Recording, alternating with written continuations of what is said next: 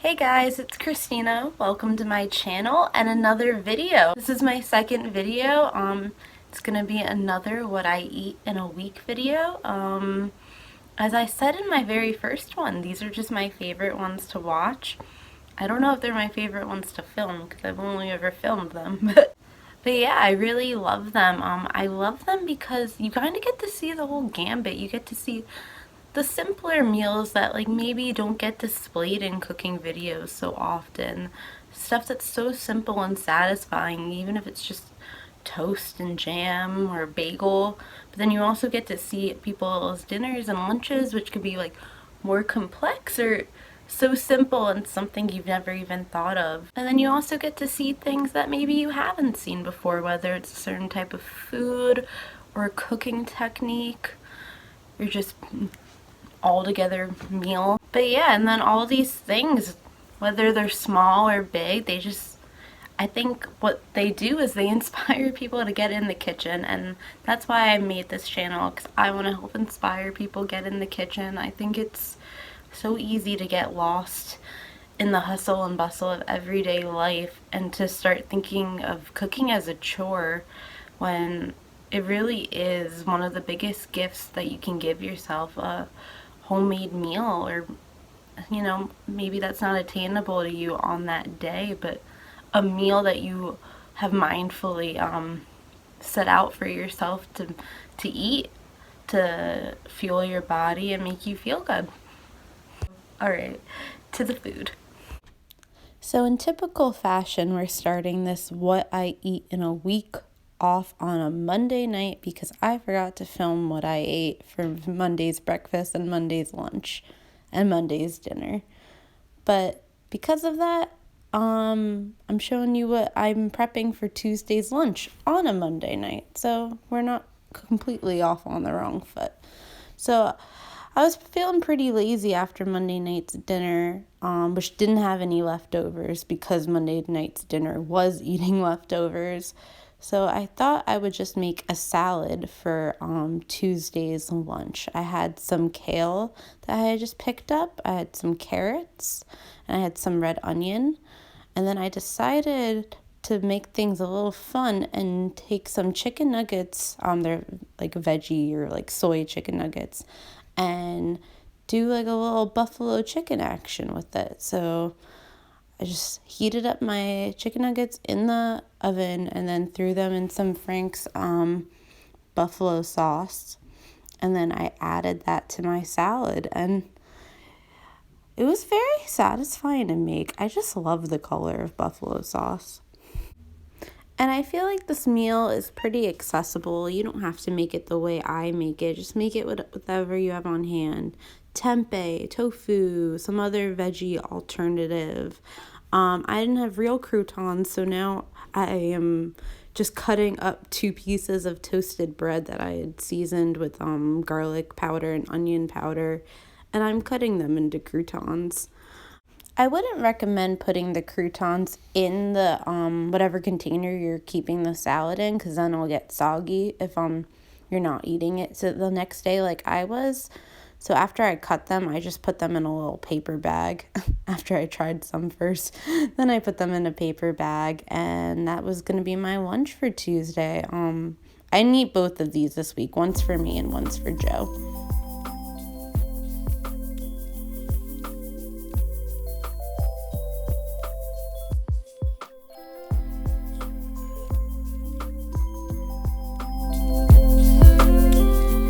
And now we're on to Tuesday morning. So for Tuesday morning, I decided I would use up the last of that container of oatmeal. That's why I didn't measure it. I knew it was about a half cup of oatmeal, which is what I usually eat for breakfast if I'm making oatmeal.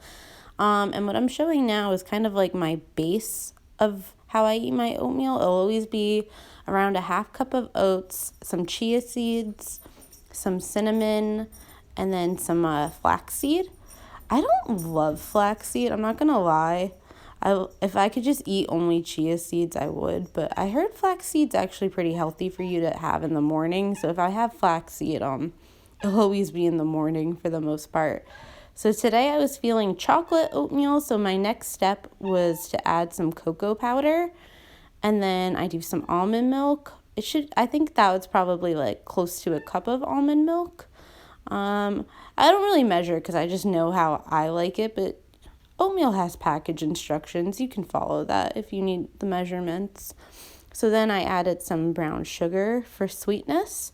Don't mind that marshmallow and the brown sugar. I Googled how do you keep brown sugar from going hard, and that's what came up. Put a marshmallow in the container.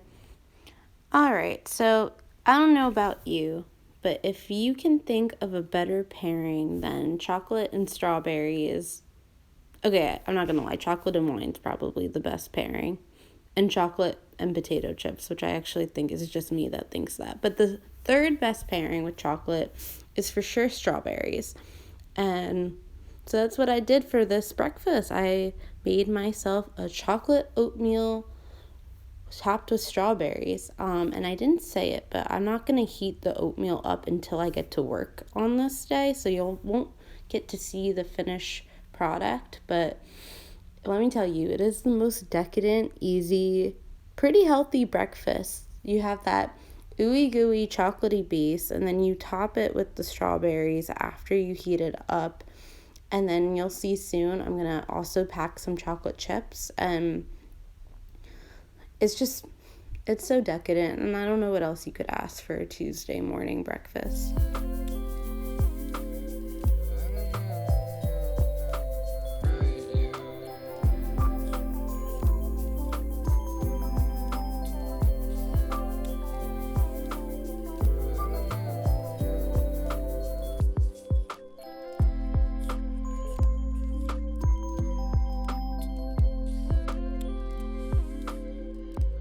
After I chopped up my strawberries, I then sliced up an orange, and that was going to be one of my work snacks that day.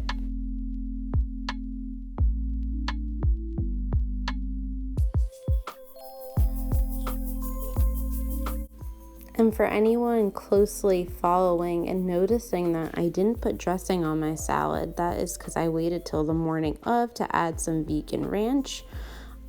If you have a different green other than kale, you might want to just wait until you eat it to add your dressing. But since kale holds up pretty well, I added it the morning of. And this day was just full of snacks because then I also added some yogurt. And all right, now we are at dinner. I started off making this dinner thinking it was going to take so long, and it ended up being the simplest and easiest thing in the world. And I know you want me to say what the dinner is, because right now I'm just heating up onions, which could literally be anything in the world. But for Tuesday's night dinner, I made chili. So it was a 3-bean chili. It was pinto beans, kidney beans, and then the red beans that were like in a chili sauce. I thought that they were black beans. I actually bought them by accident, but it turned out good that I had bought the red beans in the chili sauce. Added extra flavor. So after I sauteed the onions, that's one onion that's in that skillet, I added some garlic. Feel free to do what I did and be lazy and use the pre-minced garlic. It's not my favorite thing in the world, but in something like chili, I feel like you don't totally know the difference. If you're doing like a pasta dish, that's when I think you really need the fresh garlic. So then after the garlic sauteed with the onions for a few seconds, I then added in 2 adobo chilies, and I think the seeds were in it. If you do not like spicy food, do not do that. It's pretty spicy, in my opinion. So then after the adobo, I then added in all my beans. So once again, that's 3 cans of beans. It doesn't really matter, but I did kidney, pinto, and then these red beans in a chili sauce. So I was actually loosely following a recipe tonight. And I say loosely because I knew of the recipe. I had made the recipe before, and then I just completely ignored all the things I needed to make it. So for instance, the recipe called for a 14-ounce can of diced tomatoes and then a can of tomato paste, and I just bought a giant ass can of diced tomatoes. So that was a 28-ounce can of diced tomatoes. I added, I want to say like 3/4 of that can of the tomatoes itself, and then I added all the juice of that can in to make up for not having the tomato paste. So because of that, the chili ended up a little saucier than I had made it in the past, which I actually preferred it this way, but because of that, I had to play around with my seasonings a little bit more. So the seasonings in the recipe were oregano, chili powder, and paprika. So that's what I added to start with. And then I tried that and I was like, this ain't it. So then I added some umami seasoning, which I got from Aldi, but I think like Trader Joe's or other stores sell it too. It's basically just mushroom powder. And then I added some garlic powder, and then I added smoked paprika. And then I was like, this still ain't it. And then I added brown sugar, and then that's when it really came to life. That's what I would really emphasize. Don't ever listen to what a recipe says for seasonings and then not taste it. You got to do what's right for you. So the reason I mentioned that the chili was saucier than usual was important because this isn't just a regular chili. This is going to be a cornbread skillet chili. Yes, you heard that right. I am making cornbread batter, just the Jiffy stuff. The recipe I'm going to link has how to make your own cornbread, but I don't do that. I bought Jiffy, I added almond milk, and then I added a flax egg instead of a regular egg to make my cornbread batter. And yep, I am going to add it on top of that chili. But before I do that, I'm going to add some vegan cheese. So in the past, when I've made this with half of the diced tomatoes and the tomato paste, like I said, it was a lot thicker, so the cheese really would cling to the chili, but it's still delicious either way. I actually, like I said, preferred it saucier this way. Maybe it was just because I added more seasonings this time too, but this came out so good. Even with it being saucier, the cornbread batter still sat on top of the chili just fine. It didn't like sink into the chili too much or anything like that. So you can see here, after I just pour the chili on top of the cornbread on top of the chili, I just spread it out over the skillet. You don't have to use a cast iron for this. I think you could get away with a Dutch oven or some other pan that's also oven safe. I've only ever tried a cast iron though, so just gonna point that out.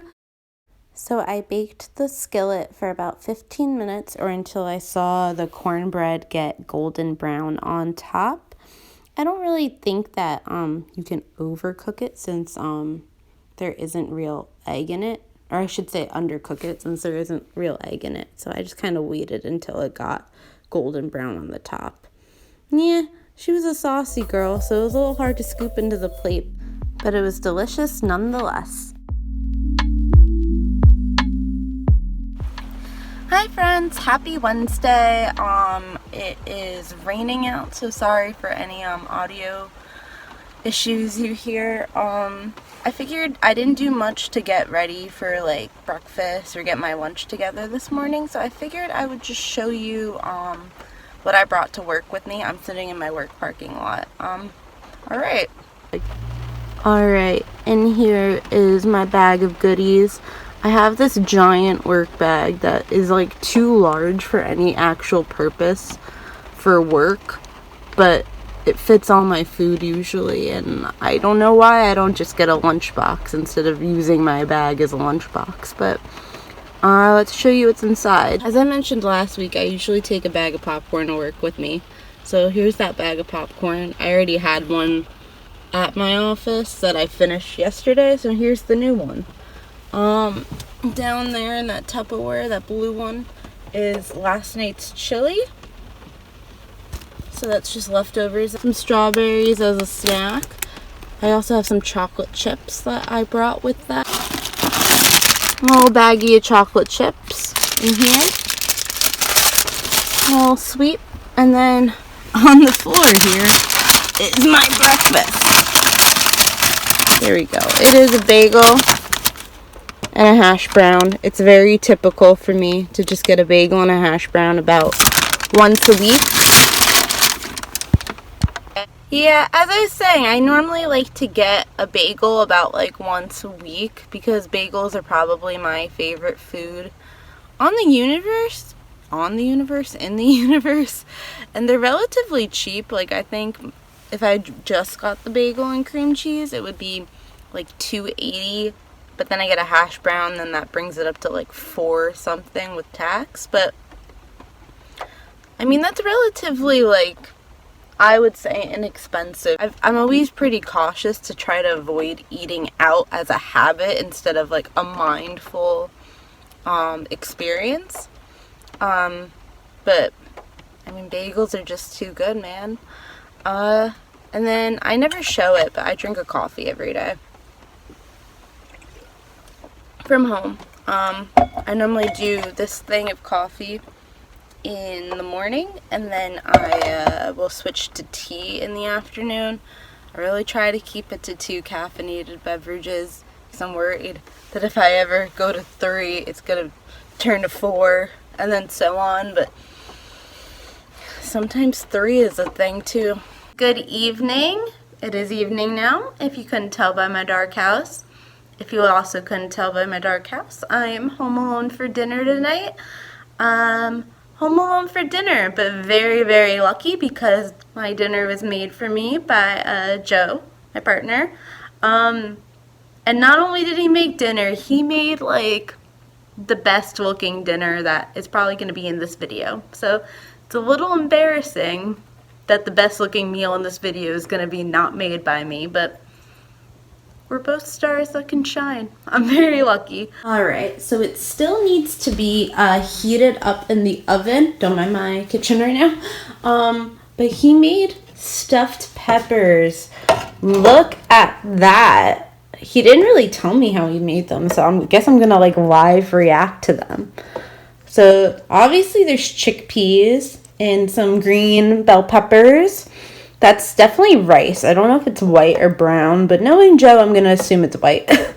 And then I just know this based off what we had in our fridge. There's definitely like a combo of like canned crushed tomatoes and fresh tomatoes. And it looks like there's some lentils. Look at that. All right. Oh, there's definitely onion in there too. Yeah, you can see that. Last time he made this, he made it with Trader Joe's ground beef, and it was so freaking good. But we haven't gone to Trader Joe's in a while, and I don't think any like vegan like beef alternative like ground beef was on sale this week, so we didn't have any. We just used he just used these lentils. These are French lentils, and he told me not only did he make those, he also roasted some garlic, and the roasted garlic is in the pepper, but it's also like I can put it on top. Oh, I'm a happy person right now. Alright, here it is all heated up and ready to eat. As you can see, I did top it with some of the leftover vegan ricotta. This is just a vegan ricotta made from tofu. It's from Sweet Simple Vegan. I used their recipe. Just looks so good. I will also note, I'm only adding this because it's gonna go bad in the next couple of days, and this is like all I have left of it, but I don't want it to go to waste. It absolutely does not need like a cheese substitute in the slightest.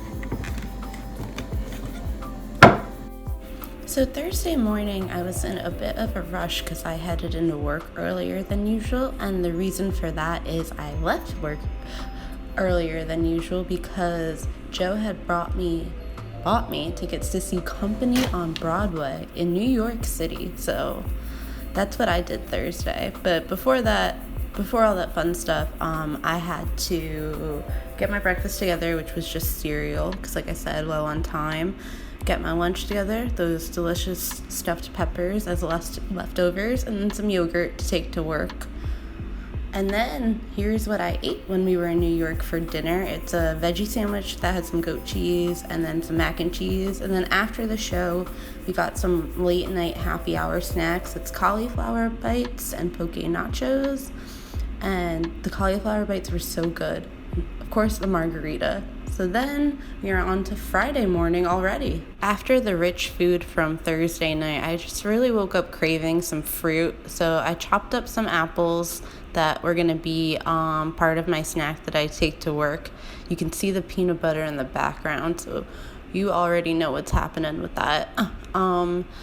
And then you could also see in the background, I had already put some stuffed peppers into my Tupperware. Those stuffed peppers were like the gift that keep on giving. I had them 3 days in a row, I'm pretty sure. And Joe also had them 3 days in a row.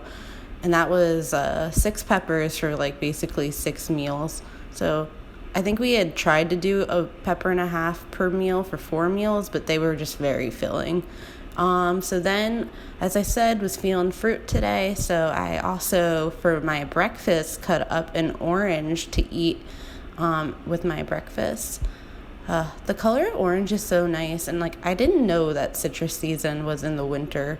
That seems so unintuitive to me that citrus is a winter fruit. But now I know, and I will only be eating my citrus in the winter.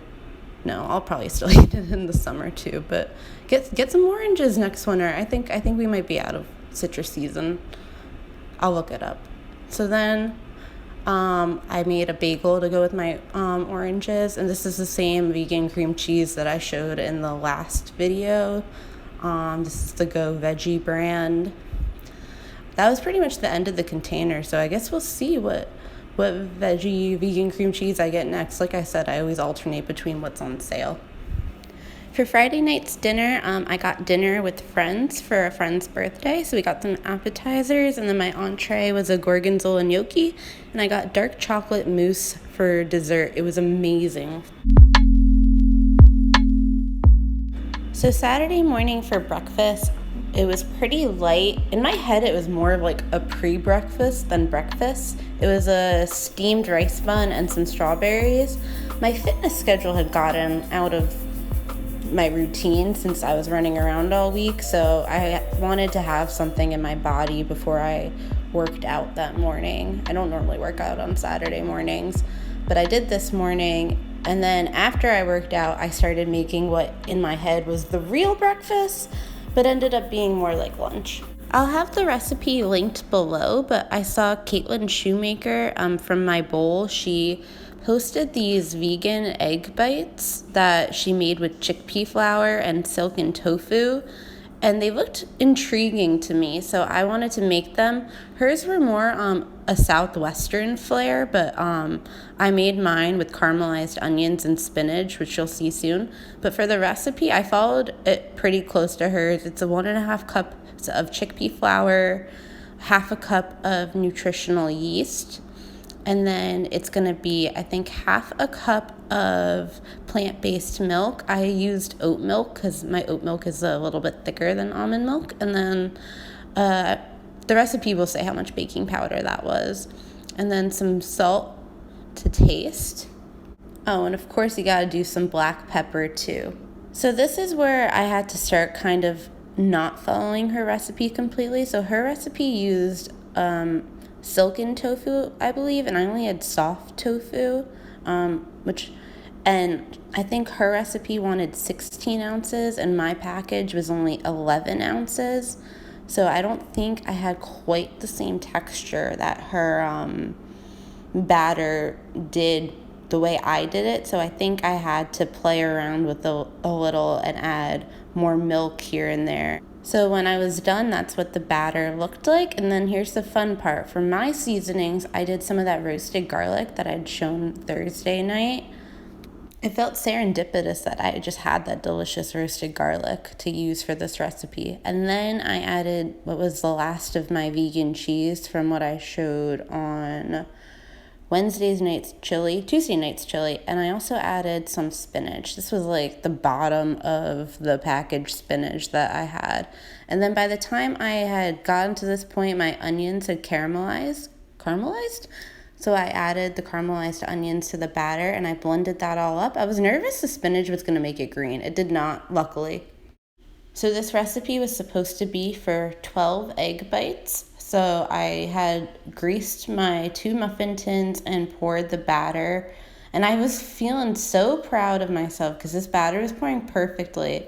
And halfway through the first tin, I realized I completely put way too much batter in the first one. But after I corrected my mishap and had got all muffin tins filled evenly, I baked until the tops were golden brown, served after they cooled with some toast, leftover hash browns from last week that I ate somewhere, and then coffee and apples. And then this was a snack that I had, and then I didn't show what I ate for dinner Saturday night because I forgot to film, but I went out to eat and I got a burrito, and this is the leftovers of that burrito. My friend Krista also made these delicious cupcakes that we ate Saturday night after dinner, and then we're on to Sunday already. Very busy day, so breakfast was those egg bites on a bagel, and then a Cliff Bar. I think I ate this Cliff Bar around 3:30ish, and then we went to Joe's grandma's house, and she made a delicious St. Patty's feast, cabbage soda bread, green beans and potatoes, and some amazing carrot cake. And there it is. That's what I ate this week. It was, as you saw, kind of like a really crazy week. I was going around a lot, but I managed to only forget filming twice, which I'm pretty impressed with myself considering the last video I forgot to film quite a bit near the end of the week. But I kept it together, and if you're here, that means you stuck around with me, which means the absolute world to me. If you like this video, please, please, please like and subscribe. I'd love if you'd comment. I'm like so interested in getting to interact with any people who don't know me or people who do know me and just would like to interact about food and eating, because that's why I make these videos. I love food and I love eating. Alright. Thank you again. Until next time.